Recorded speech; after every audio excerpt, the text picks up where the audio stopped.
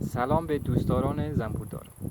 4 اسلاید اساسی که اگه بلد باشیم همیشه در زنبورداری موفق هستیم. 1. تغذیه دهی همیشه دم غروب باشیم، چون در این مواقع این فصل زنبور به تغذیه و غذای زیادی نیاز دارد و تا ما جلوگیری کنیم از قارتی کندو. 2. تعویض نژاد بومی به کانیکا.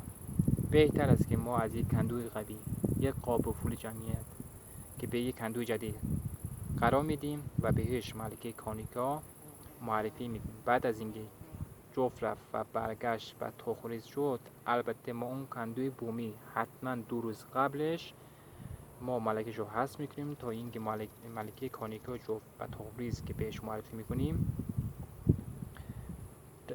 پذیرش بشه، در سریعترین زمان پذیرش بشه. 3. ملکه باکره چه وقت طول میکشه جفت بره.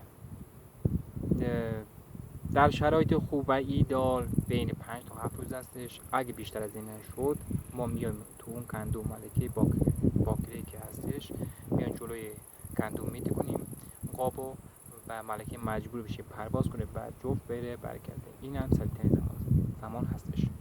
و 4. بچه دهی که کندو ما بچه دهی زیاد داره. 1.